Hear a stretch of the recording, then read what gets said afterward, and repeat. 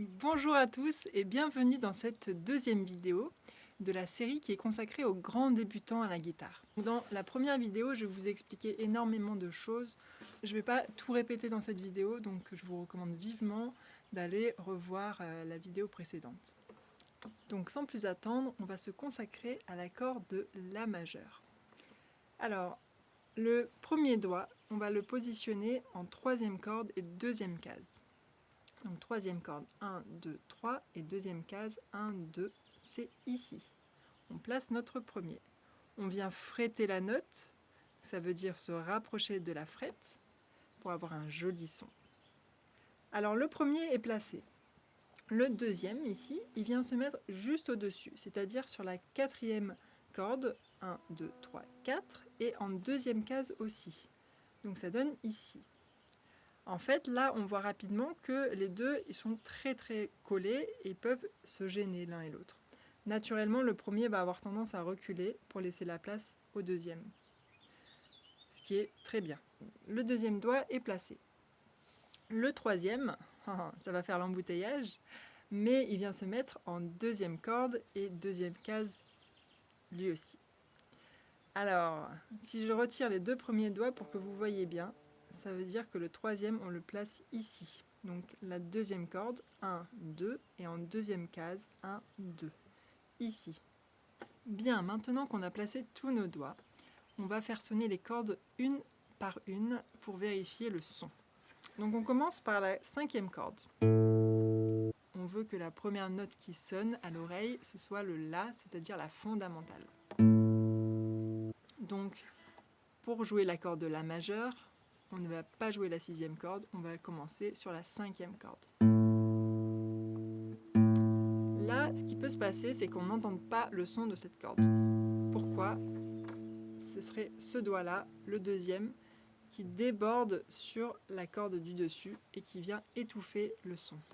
Donc, si on entend ça, c'est probablement que le deuxième n'est pas suffisamment à sa place. Dans ce cas-là, on vient le redescendre légèrement pour libérer la vibration de la corde du dessus. La quatrième corde, ici, où on a le deuxième qui est placé justement.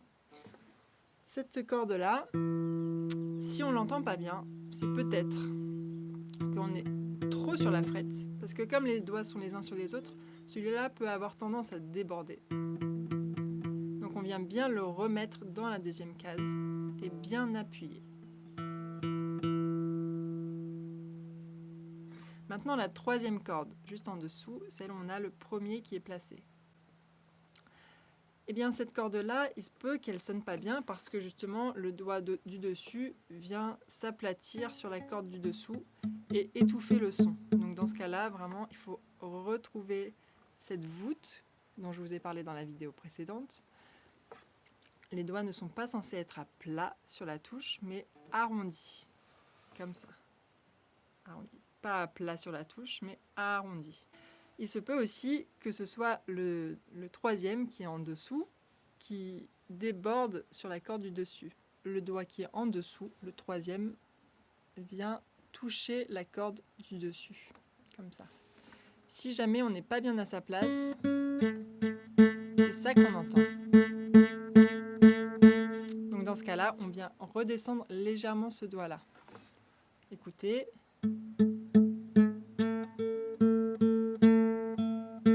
Voilà, là on a libéré le son. Et une fois que ça c'est fait, bien se souvenir de rapprocher le premier de la frette au maximum. Parce que si celui-ci est trop éloigné, ça va grésiller aussi. Donc on vient rapprocher de la frette. On n'est pas ici, on vient se rapprocher de la frette.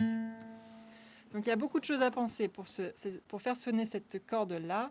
Il faut non seulement que le doigt qui est au-dessus ne vienne pas s'aplatir dessus, mais il faut aussi que le doigt qui est en dessous ne vienne pas trop se lever et qu'il reste bien à sa place sur la deuxième corde pour laisser l'espace de la troisième corde vibrer. Maintenant, la première corde ici, il n'y a aucun doigt qui la frette, n'est-ce pas ? Mais il se peut qu'on ne l'entende pas du tout. parce que ça va être celui-ci qui vient toucher la corde du dessous. Vous voyez que ce doigt-là, le troisième, s'il n'est pas bien arrondi, s'il est à plat, il va venir complètement étouffer la corde du dessous. Donc on vient arrondir notre doigt pour libérer la vibration du son de la corde au-dessous. Voilà.